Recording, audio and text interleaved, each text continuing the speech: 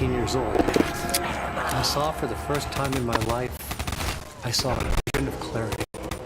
I saw a comic strip, a 3-panel comic strip that, as simple as it seemed, changed my being, changed who I am, made me who I am, enlightened me. The strip, the comic strip was new, no more than maybe a month and a half since inception, since coming into existence. And there it was before me in print. I saw it, a comic strip. What was it called? Garfield. The story here is of a man, a plain man. He is John, but he is more than that. I will get to this later. But first, let us just say he is John, a plain man. And then there is a cat, Garfield. This is the nature of the world. When I see the world, the politics, the future, the satellites in space, and the people who put them there, you can look at everything as a man and a cat. Two beings in harmony and at war. So the strip I saw about this man, John, and the cat, Garfield, you see, yes. It is about everything. This comic is, oh, lo and behold, not so little anymore. So yes, when I was 18, I saw this comic. It hit me all at once. Its power. I clipped it, and every day I looked at it, and I said, okay, let me look at this here. What is this doing to me? Why is this so powerful?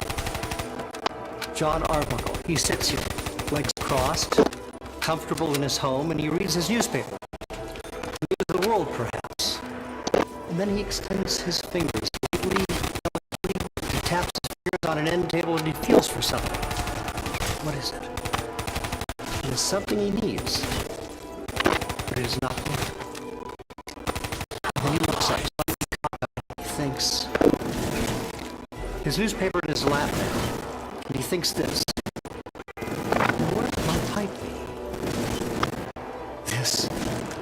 I always come to this because I was a young man. I'm older now, and I still don't have the secrets, the answers. So this question still rings true. John looks up and he thinks, now where could my pipe be? And then it happens. You see it. You see, it's almost like divine intervention. Suddenly, it is there, and it overpowers you. A cat is smoking a pipe. It is the man's pipe. It's John's pipe.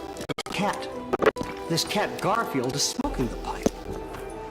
And from afar and from someplace near but not clear, near but not clear, the man calls out. John calls out. He is shocked. Garfield! He shouts. Garfield. Cat's name. But let's take a step back. Let us examine this from all sides, all perspectives. When I first came across this comic strip, it was at my father's house. The newspaper had arrived and I picked it up for him and brought it inside. I organized his sections for him and then, yes, the comic strips section fell out from somewhere in the middle and landed on the kitchen floor. I picked up the paper pages and saw up somewhere near the top of this strip. Just like John, I too was wearing an aquamarine shirt. So I thought, interesting. I'll have to see to this later. I sniffed out the little comic and held on to it. 5 days later, I re-examined it. I needed to find out more about this. The information I had was minimal, but enough. An orange cat named Garfield. Okay, that seemed to be the linchpin of this whole operation. Yes, another clue. A signature in the bottom right corner. A man's name. Jim Davis. Yes. Onto it for sure. So, 1. Garfield. Orange cat. And 2. Jim Davis, the creator of this cat. Plain man. I did not know at the time that his name was John. The strip, you see, had no mention of this man's name, and I'd never seen it. But I had these clues. Jim Davis, Garfield. Then I saw more. I spotted a tiny copyright mark in the upper left corner. Copyright 1978 to... this? Copyright belongs to a Pause Incorporated. I used the local library and mail services to track down the information. Jim Davis, a cartoonist, who created a comic strip about a cat, Garfield, and a man, John Arthur. Well, from that point on, I made sure I read the Garfield comic strips. But as I read each one, as each day passed, the strips seemed to resonate with me less and less. I sent letters to Pause Incorporated, long letters, pages upon pages, asking if Mr. Jim Davis could somehow publish just one comic over and over again. The strength of that. Could you imagine? But no response. The strips lost their power, and eventually I stopped reading. But I did not want my perceptions to lose, so I found to read the pipe strip over and over again. That is what I call it, the pipe strip. The pipe strip. Everything about it is perfect. I can only describe it as a miracle creation. Something came together. The elements aligned. It's like the comets, the cosmic orchestra is up there over your head. The immense, enormous void is working all for one thing, to tell you one thing. Gas and rock and purity and... I will say this. When I see the pipe strip, and I mean every single time I look at the lines, the colors, the shapes that make up the three-panel comic, I see perfection. Do I find perfection in many things? Some things, I would say. Some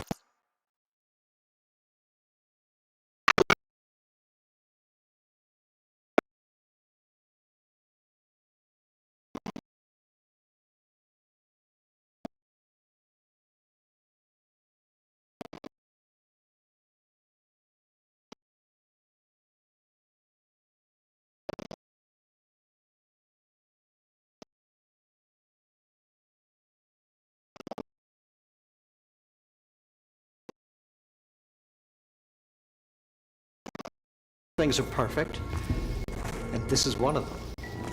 I can look at the little tuft of hair on John Arbuckle's head. It is the perfect shade. The purple pipe in Garfield's mouth. How could a mere mortal even make this? I have a theory about Jim Davis. After copious research, and yes, of course, now we have the internet, and this information is all readily available, but Jim Davis, he used his life experiences to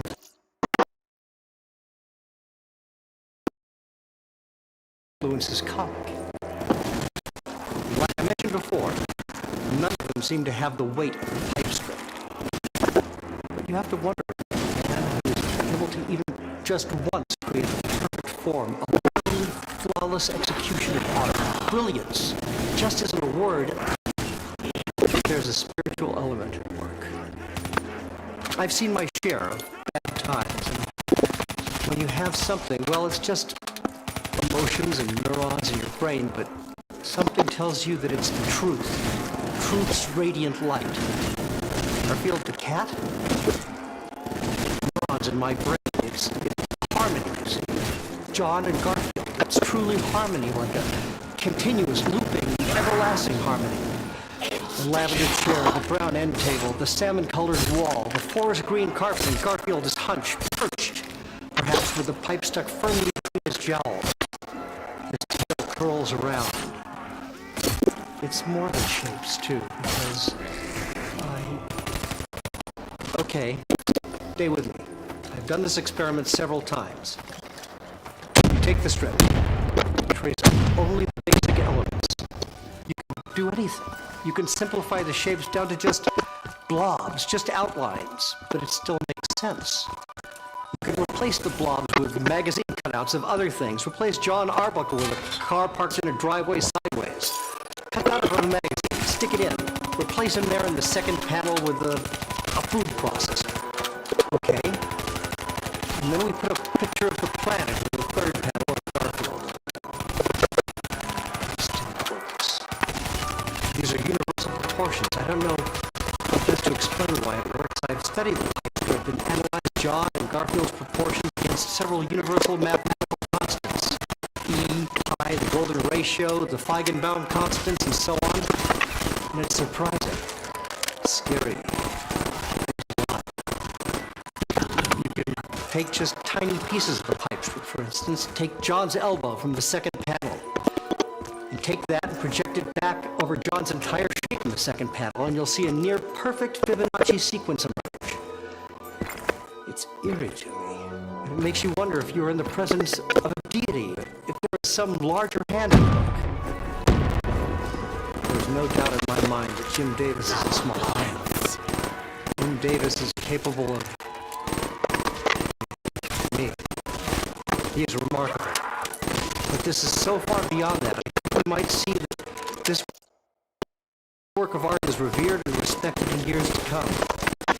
Jim Davis is possibly a new master of the craft, a genius of the eye. They very well say the same things about Jim Davis in 500 years as they say about the philosophical and artistic masters from centuries ago.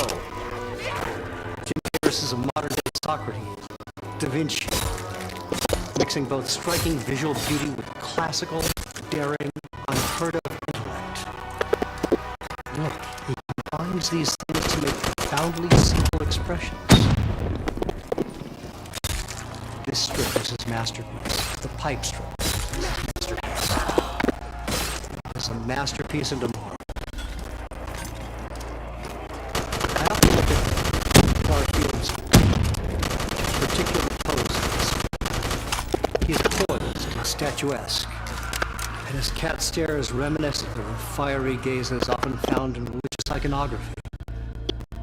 But still his eyes are playful, lying somewhere between the solemn father's expression in Rembrandt's Return of the Prodigal Son and the coy smirk of Da Vinci's St. John the Baptist. His ears stick up, signifying a peaked readiness.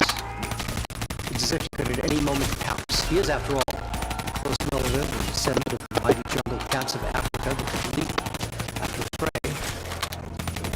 You could see the power drawn into Garfield's hindquarters, powerful haunches indeed.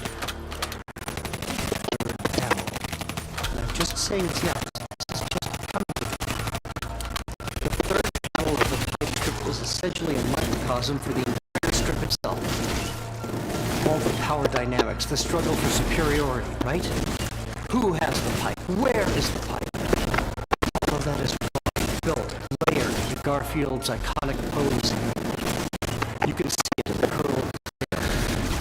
Garfield's ear whiskers stick up on end. The smoke billows upward, drawing the eye. Increasing scope. Just amazed. Really? But after 33 years of reading and analyzing the same comic strip, I'm able to find new dimensions. It's a testament to the work. For 6 years I delved into tobacco research because cats smoke. This is a metaphysical question. Yes. Can any cat smoke? Do we know? Can just Garfield smoke? The research says no. Nicotine poisoning can kill animals, especially household pets. All it takes is the nicotine found in as little as a single cigarette. Surely John's pipe holds a substantial amount of tobacco. And it is true that pets living in the homes of smokers are nearly 25% more likely to develop some form of cancer, most likely due to secondhand smoke. But these are facts of smoking and its tolls on our world. But after visiting 2 tobacco processing plants in Virginia and the Philip Morris cigarette manufacturing facility, I came a little closer to cracking the mystery. I was looking for any insight. A detective of a homicide case has to look at every angle, so I'm always taking apart the pipe strip. I focused on every minute, every detail of the strip. John Arbuckle's clothing. I have replicas. So you see, this smoking thing was a hang-up for me. What was the statement here? Well, this is the pipe is not a pipe, really. Obviously, there is symbolism at work here. I saw that when I looked at the literal aspects of the strip to gain insight into the metaphors at play. I worked at a newspaper printing press for 18 months in the late 1980s. Learning the literal to inform the gestural, the literal, the in-between. John reading the newspaper means so much more than just John reading the newspaper. But how could you ever hope to decipher the puzzle without knowing everything there is to know about newspapers? For example, John holds his paper up with his left hand, thumb in the interior. I learned that this particular grip is the newspaper grip of 19th century aristocrats. And this aristocrat grip was a point of contention that influenced the decision to move forward with prohibition in the United States in the early 20th century. So John's hand position is much more than that. It is a comment on class war and the resulting reactionary culture.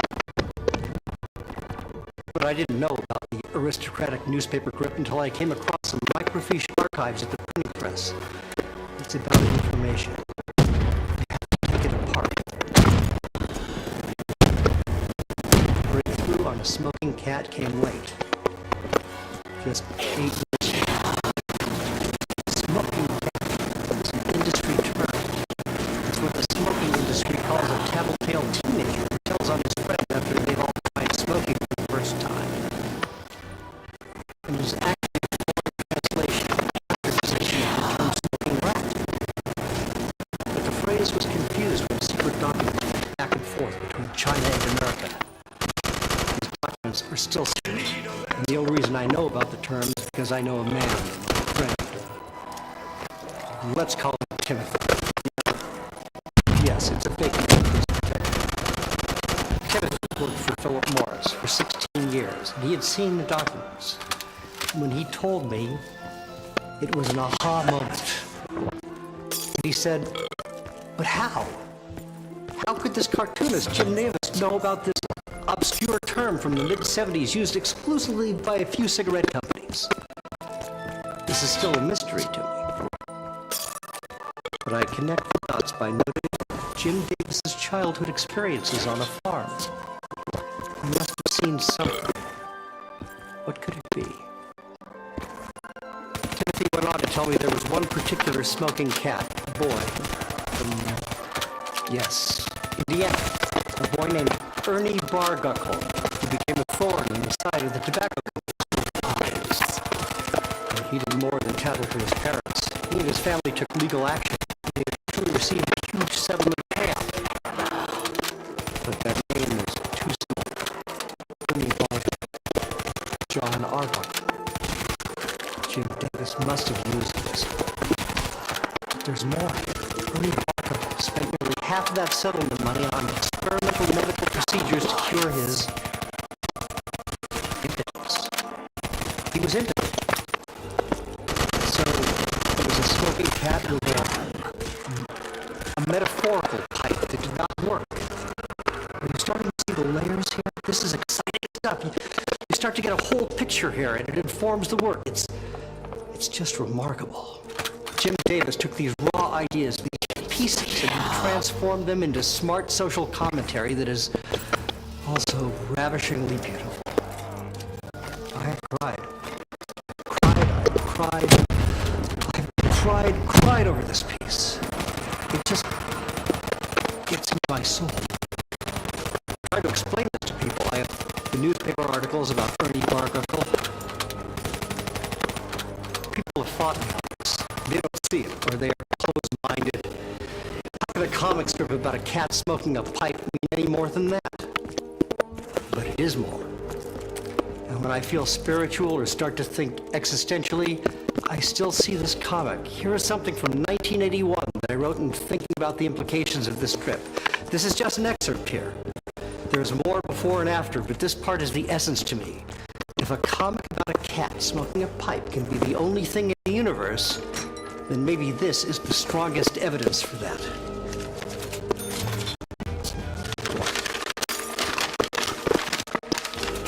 Many of you say, "Oh, but I am not blind. I have never been blind." But when you truly see, you will understand just how truly blind you once were to even think it right to say you were not blind. What does a blind man see? Blackness, darkness, blankness, darkness, dark blankness, the absence of things, quite literally no thing, no things, nothing, nothings. So you see nothing, and I bring you into the light. A cat has your pipe. You've been blind, do you understand this? The cat has your pipe. You can't fully immerse yourself. You don't have the light. You don't have the radiance, the radical light, the radically radiant light of truth and truth's belonging love and nature of light and loving, truthful radiance. So don't be bold and make bold statements. I know of you. The cat has your pipe. The cat has your pipe. Remember that. That writing, well, it's kind of rough. Kind of an 80s feel. Did I see that? I'm still proud. Sometimes I imagine that it is the editorial column in the newspaper John Arbuckle is reading. It's an exercise in recursion. It's like a vortex opens up. It's like you hold two mirrors up in each other. One is reality, and the other is a cartoon. Let's see. Oh yes, I must bring this up because I think surely Jim Davis is again speaking on multiple levels by including the details set before us in the comic. Notice the glimpse of John Arbuckle's foot in the first panel. The size of the shoe would indicate that maybe the man just has small feet. The deeper investigation takes us to the foot-binding rituals of certain Asian cultures. It inflicted usually on women for the desire of men. This practice was incredibly painful and Mr. Davis is here presenting us with a man or another man who engages in foot binding, a body modification for women on top of being without his pipe or impotent. This is a man facing extreme inner turmoil. The panels tell that story subconsciously. Notice the background wall shading. The first panel points inward toward John, the second panel. And the sharp, tapered end of the purple pipe in the third frame also points at John in the second panel, inward. The eye is drawn to the center panel. You can connect these points and draw a triangle across the panels, and this triangle will align with the reoriented points of John's collar. This is majestic artwork. And to uncover this hidden order is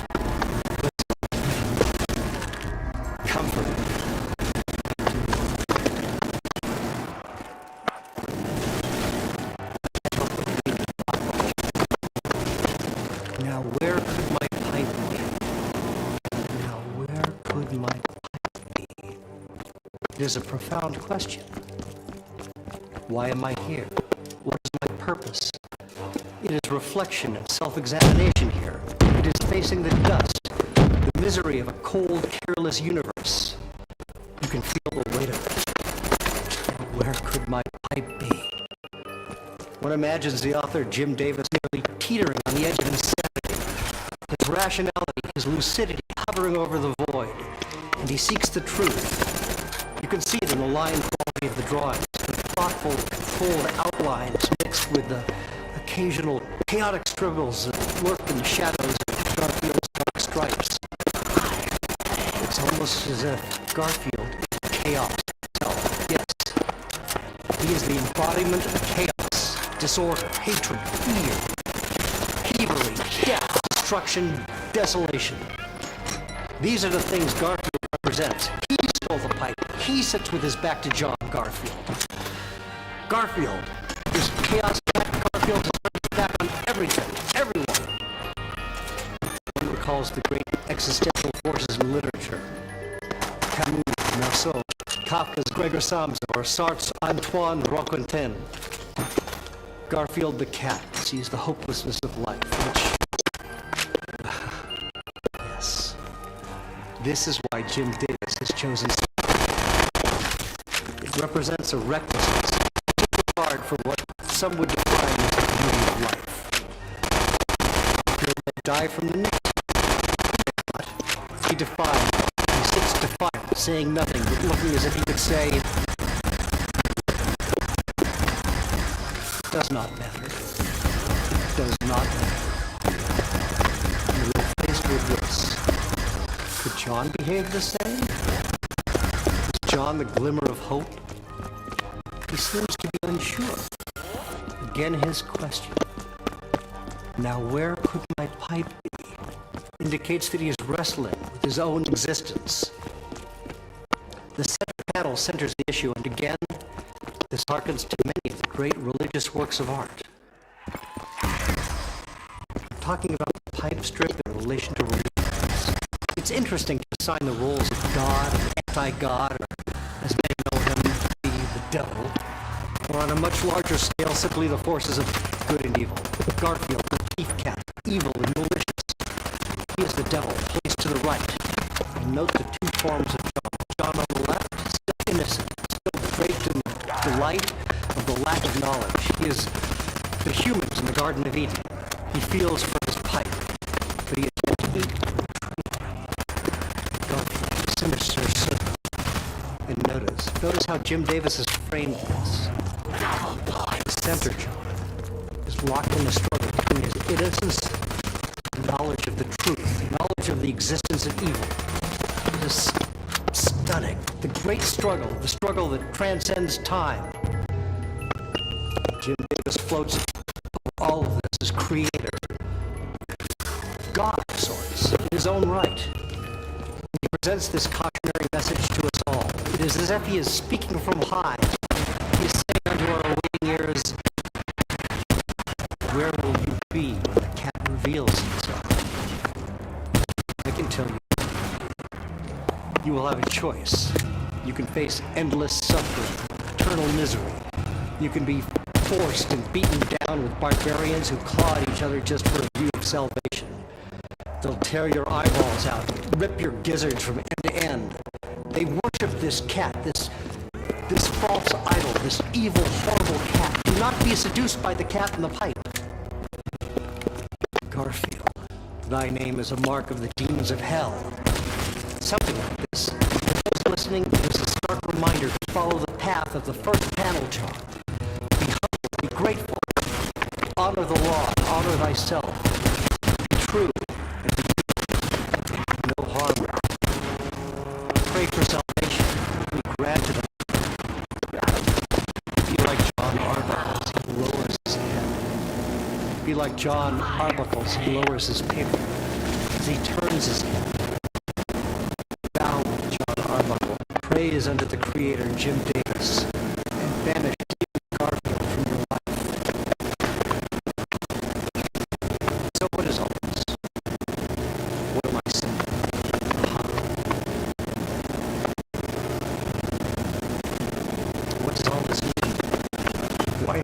one comic strip.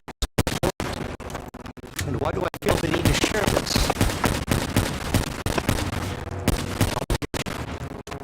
I have an obligation to you all. This is redemption.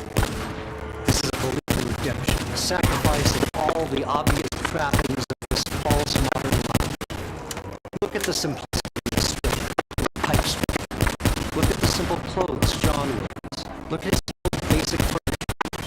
No ornaments on the wall. Even very his cat Garfield stole is plain, modest pipe.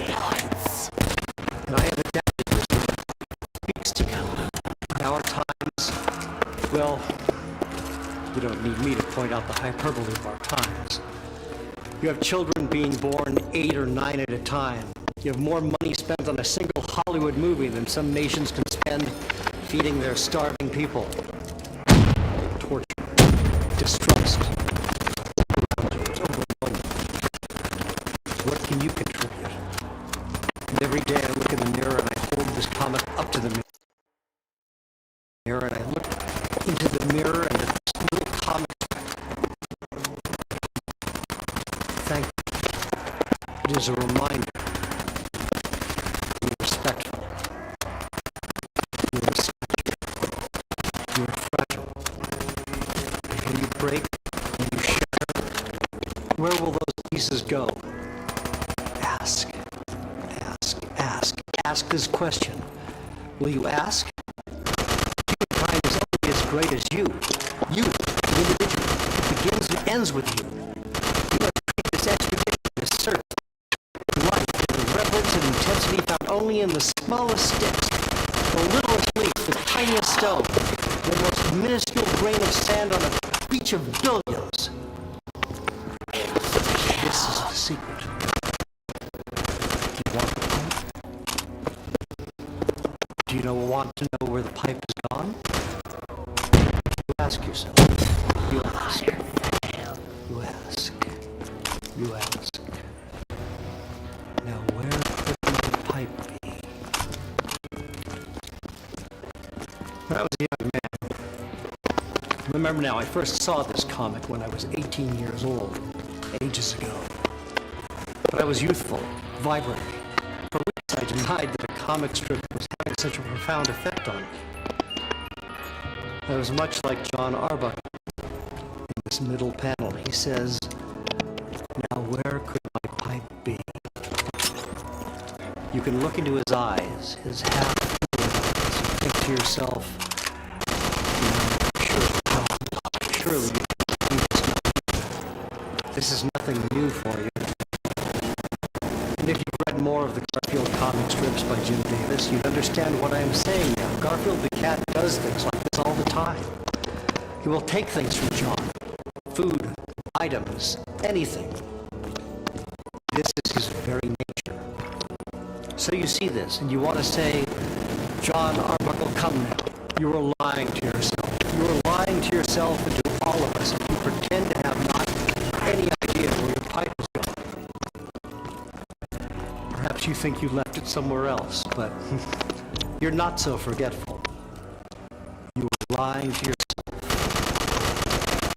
Yes. You are lying to yourself. You know that Garfield has a pipe. Somewhere deep down you know this. You don't even need to think the question. And that was me when I saw this. 1 week passed, and each morning I'd open my drawer and slam it shut again. I would go to look at the comic. But I'd pause and think, oh no, I don't need this comic. I don't need to look at it. But there I was, lying to myself. I did need to see it. And so I did. It's cathartic.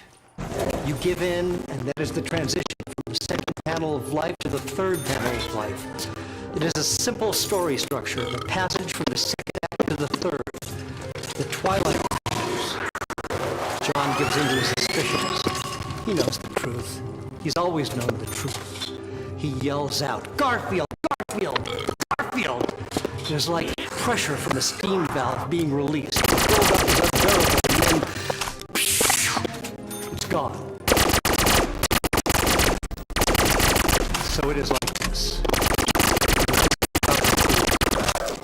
truth.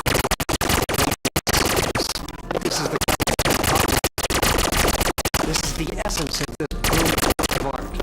The practical mixing, meeting, agreeing with the spiritual, it is all here. Spirituality. You might find yourself able to wrap your mind around a simple math problem or a basic newspaper article, but intellect is much less subjective. Spirituality. And how have I found spirituality since Serenity and Garfield? A long time ago, after I encountered the pipe strip, I spent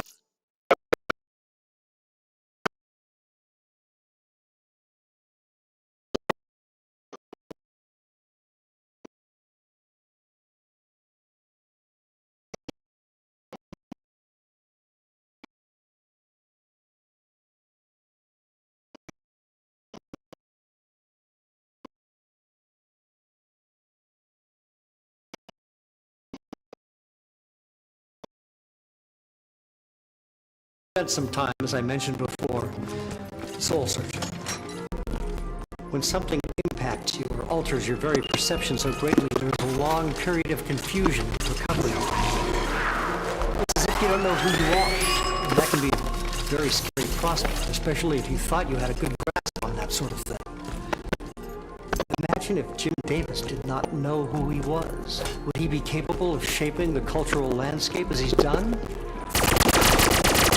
Of course he wouldn't. And how about his characters?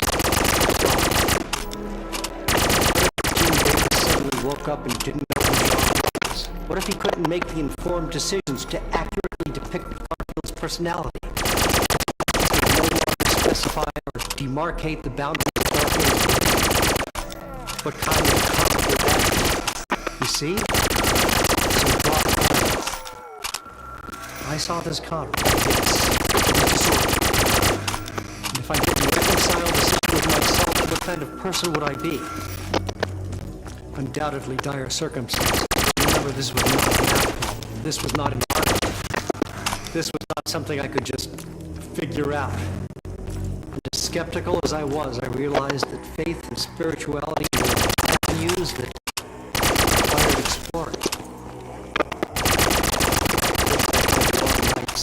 Reading Garfield, our meditation settings. Nothing simple. Nothing simple. I still felt lost. But I kept it up. I hired a shaman and a young personal yogi, Sikh guru, Avram Singh Sahib. I pushed and pushed, determined to find myself. And then a miracle. Upon retrieving I noticed a young girl selling lemonade 2 doors down. She sat occupied at her stand. So I approached and saw that she was colored.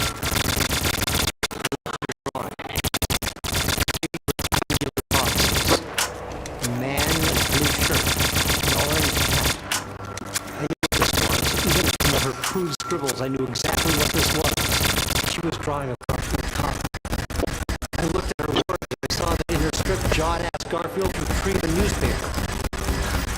Funny.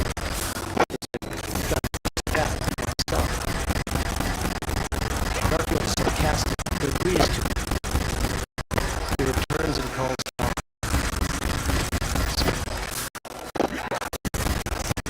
John exclaims the paper is all chewed up, but then Garfield says, and I quote, "So he asks fish. Paper is wet. So he asks paper is wet."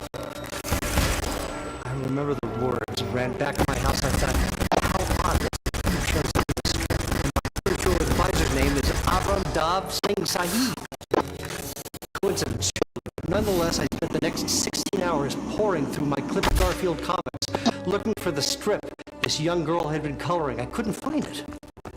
And I eventually fell asleep right on my kitchen table. The next morning, I retrieved my paper again and I clipped the Garfield comic. The date was July 12th, 1983, and there it was. the Sahib strip in all its glory. The girl had been drawing the next day's strip. Well, I ran right out of my house. I ran back to where she was, but she was gone, and in place of the lemonade stand was a for sale sign. They'd moved out. I rushed back to my house to call Avram, but I was informed he moved away as well. I reeled for several hours, then it all connected for me. It was meant to be. It was meant to be this way. Jim Davis, John, Garfield. It was always meant to be this way.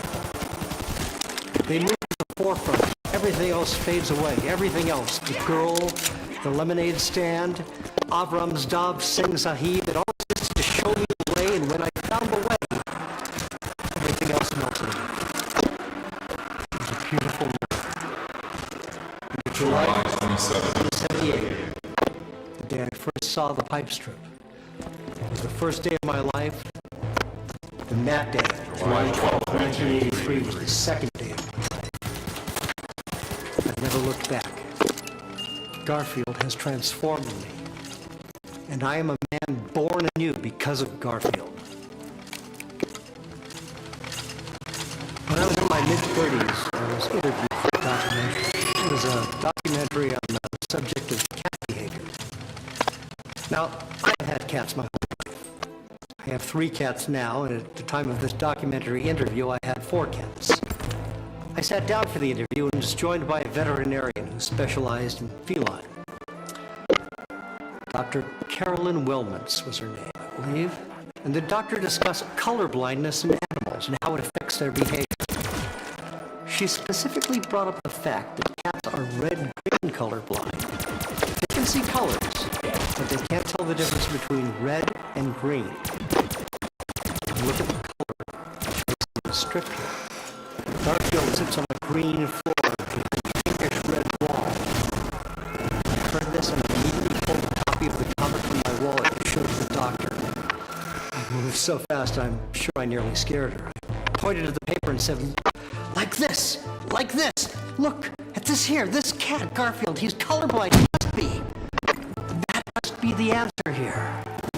Like this. I managed to take into response. She said, yes, a cat in this room would have a hard time differentiating the wall from the floor. Add to that cat's known spatial confusion, and you have the makings of a cat rage room. Now, she informed me this is exact common knowledge of cat owners. But a seasoned cat owner, or someone particularly perceptive will have picked up on it. So what's incredible here is not only is Garfield's behavior symbolic the evil concepts in the world, but also the science of scientific fact. Look at that. No fact without a cat. Just a word. No track without cat. Okay. I digress. Gotcha. Enough. It is established here that rage, fury, and hatred caused by color blindness. We know the what. We know the why. Let us examine the how. The how of his rage is particularly interesting. He looked at his posture and called it powerful, in control, statuesque, etc., etc. Composed rage. And I've talked to a number of psychologists and psychiatrists, and even a couple of other management therapists about this concept. Could this kind of behavior in a human? Is Garfield representative of something more specific than just chaos and rage? Deciphering this is going to take some perseverance for sure. Psychologists will learn all about it, and yes, I believe one of the anger management counselors as well. The idea that people oftentimes will bottle their rage. He could be bottling his anger inside, shoving it deep into his cat gut to ignore and deal with it later time. Well, no, that's not exactly right. Garfield has already acted out. He's already stolen the pipe. He's smoking. He's already dealt with his anger. He's already lashed out. So, psychologically, what is going on here? What is this cat doing, and how does it impact his owner, John Arbuckle, psychologically? Well, Garfield is angry. He's acting on his anger. Is it past anger or present anger? Past anger. It's passive because if Garfield has a problem with John specifically, he chooses to passively deal with that problem. He's not confronted John and said, John, I have a problem with the way you decorated this room. As a cat, I am colorblind. This sends me into a rage. You created a rage room for me. I don't like it. I'm ready to change it. If that confrontation, Garfield has chosen to steal John's pipe and turn it against John. But John decides to be aggressively angry and yell at Garfield. So now instead of a calm conversation between two respectful parties, you have two heated, angry individuals, each with a problem and no direct line to solving it. The layered emotions here tell a story with tight, focused brevity that would make Hemingway weep. This is an entire drama in just 3 panels, people. But let's not be remiss and miss the humor of the situation, the absurdity of it all. For certainly there is a reason the visual shorthand for drama includes both a crying mask and a laughing mask. Comedy and tragedy complement each other and meld together to create drama. Tension, the height of humanity, the peak of art that reflects back to us our own condition. In its basest form, we can laugh at this comic. Yes, comic.